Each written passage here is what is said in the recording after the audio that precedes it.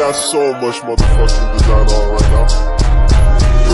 Bring it down, nigga, come out, got 3 whole thoughts, I'm bitches on my line, and you know. Mengandung karbon, hidrogen, dan sulfur. 1,045 gram senyawa ini kemudian dibakar sehingga menghasilkan gas karbon dioksida, sulfur dioksida, dan uap air. Gas-gas ini lalu dialirkan ke dalam 500 ml larutan KMNO4 0,02 yang bersuasana asam, sehingga mengoksidasi gas sulfur dioksida menjadi ion sulfat dan hanya sebagian KMNO4 yang tereduksi menjadi Mn2+. Selanjutnya, 50 ml larutan SnLCl2 0,03 m dimasukkan ke dalam larutan yang masih mengandung KMNO4 menjadi Mn2+. Ion Sn2+ yang berlebih kemudian dititrasi dengan menggunakan 27,28 ml larutan KMNO4 0,01 m. Berapa persentase sulfur dalam sampel senyawa organik tersebut? Pertama-tama, kita harus menentukan terlebih dahulu persamaan-persamaan reaksi yang terlibat di dalam penentuan massa sulfur dalam senyawa.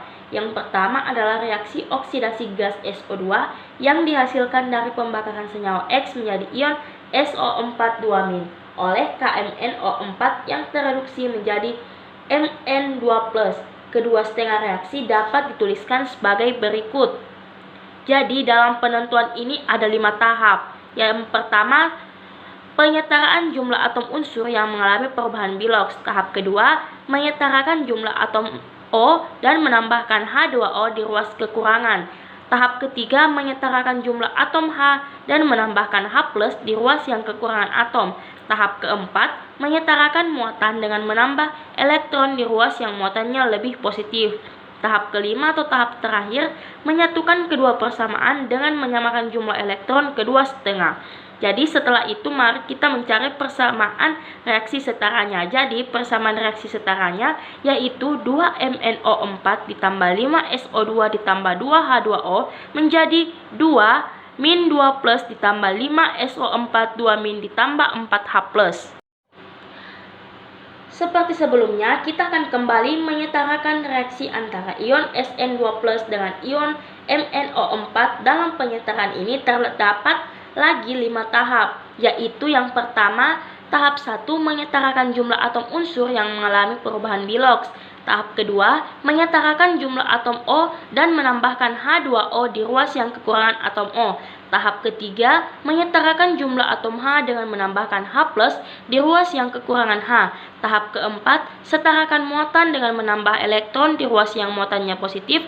Tahap kelima atau tahap terakhir yaitu menyatukan kedua persamaan dengan menyamakan jumlah kedua serupa reaksi. Jadi, persamaan reaksi setaranya yaitu 2MnO4- ditambah 16H+ ditambah 5Sn2+ menjadi 2Mn2+ ditambah 8H2O ditambah 5Sn4+. Maka sekarang terdapat 2 persamaan reaksi yang digunakan dalam penentuan kadar sulfur dalam senyawa X, yaitu yang pertama 2MnO4 ditambah 16H+ ditambah 5Sn2+ menjadi 2Mn2+ ditambah 8H2O ditambah 5Sn4+. Yang kedua, 2MnO4 ditambah 5SO2 ditambah 2H2O menjadi 2Mn2+ ditambah 5SO4 2- ditambah 4H+.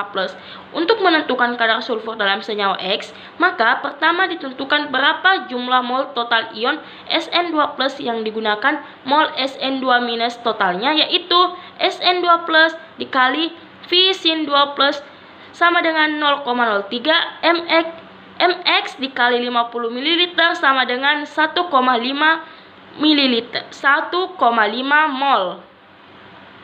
Selanjutnya ditentukan jumlah mol Sn2+ yang tersisa, yaitu jumlah Sn2+ yang bereaksi dengan KMNO4 0,01 m sebagai titeran berdasarkan persamaan reaksi. Perbandingan jumlah mol ion MnO4 dari Sn2+ adalah 2:5. Karena reaksi berlangsung sempurna, maka berlaku seperti berikut.